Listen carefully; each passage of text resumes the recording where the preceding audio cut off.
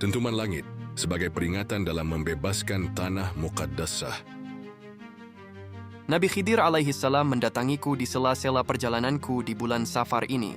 Lalu beliau berkata, "Wahai Ahmad, hendaklah dirimu bersabar, dan janganlah khawatir dan merasa ragu akan segala perintah yang belum juga dirimu jalankan.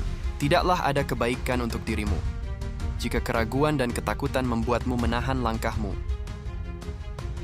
Bukankah telah nyata apa yang Allah tetapkan atas dirimu setelah makhfi dan telah menjadi takdirmu untuk menjalankannya? Sebagaimana kakekmu yang diberikan hadiah oleh Allah, yang demikian itu adalah sebagian dari ukiran sejarah atasmu, menjadi tauladan dalam menjalankan syariat. Wahai Ahmad, sungguh mereka mengira bahwa negeri-negeri itu akan membebaskan tanah muqaddasah. Tidak. Sungguh negeri itu termasuk negeri yang sombong, dan tidaklah mereka mengetahui bahwa negeri merekalah yang akan binasa. Allah Maha mengetahui apa yang mereka rencanakan, dan Allah Maha mengetahui segala yang tersembunyi. Wahai Ahmad, bukankah suara dentuman dari langit sebagaimana yang aku kabarkan dahulu telah terjadi di atas langit mereka? Yang demikian itu adalah peringatan dari Allah. Sungguh bencana besar akan terjadi di atas negeri mereka, dentuman yang akan datang, disebabkan mereka mengabaikan dakwahmu dan peringatan darimu. Sungguh setelah ini tidaklah ada kemakfian dalam dirimu, kecuali dengan wujud dan terang. Wahai Ahmad, sungguh tidaklah ada hak kepada istri-istrimu atas dirimu yang telah kamu ceraikan, dan hendaklah dirimu memaafkan kesalahan istri keduamu. Sesungguhnya di bulan Safar ini adalah bulan yang terdapat perintah Allah untukmu. Bukankah ia telah mendapatkan teguran dengan sakitnya, hingga dirimu memaafkan dan mengikatnya dalam sebuah nasihat dan perjanjian kembali, lalu Allah mengangkat penyakitnya? Yang demikian itu, tanda-tanda kebenaran tentang dirimu yang tidaklah bersalah, dan janganlah dirimu enggan dan berkata-kata yang seakan menolak perintah Allah. Sungguh dahulu kakekmu mengalami hal serupa, hingga salah satu istri beliau menyesali perbuatannya, dan Allah mengutus Jibril agar merujuknya. Wahai Ahmad, dan telah dirimu tunaikan dengan memberikan pelajaran bagi beberapa pengikutmu dalam perniagaan. Sungguh di tempat yang telah aku tunjukkan adalah tempat yang mengandung hikmah dan berkah di dalamnya. Wahai Ahmad, dengarkanlah, sungguh kakekmu berpesan kepadaku.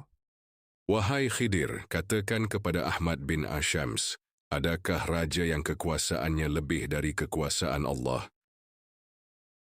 Jika dahulu hadiahku dari seorang raja hingga melahirkan Ibrahim, adakah yang lebih baik hadiahnya daripada hadiah yang datang dari Allah dengan segala persoalannya? Katakan kepada Ahmad, aku Muhammad akan senantiasa memperhatikannya. Sungguh di dalam perahunya ada kebaikan-kebaikan yang banyak. Hendaklah ia menjalankan perintah Allah dan menetapkan 3 dan 3 dalam perniagaan yang terdepan.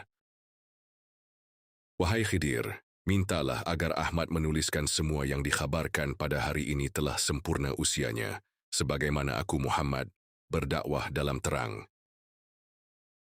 Hendaklah ia tidak menjadi takut dan khawatir untuk berbicara ke dunia, bahwa 12-23 ayat adalah penyembuh yang aku Muhammad membacakan untuknya.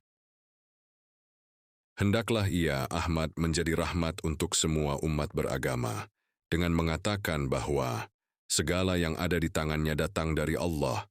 Wahai Khidir, hendaklah Ahmad menuliskan ini. Wahai umat akhir zaman, hendaklah kalian tetap pada keimanan dan ketakwaan yang benar, jauhi kemusyrikan dan panjang angan-angan. Sungguh Ahmad bukanlah aku Muhammad, hingga ia menjadi benar. Dalam menyampaikan kebenaran di akhir zaman, tidaklah ada kekuasaan atas cucu-cucu Muhammad bin Abdullah, kecuali mereka menjadi rahmat bagi umat dan tempat di mana ia berdiri, dan aku Muhammad bin Abdullah berlepas diri dan berpaling dari mereka yang mengaku cucu Muhammad bin Abdullah, yakni mereka yang berhati keras dan sombong, lagi menukar ayat dengan harga yang rendah lagi hina. Apakah mereka tidak memperhatikan apa yang disampaikan Ahmad?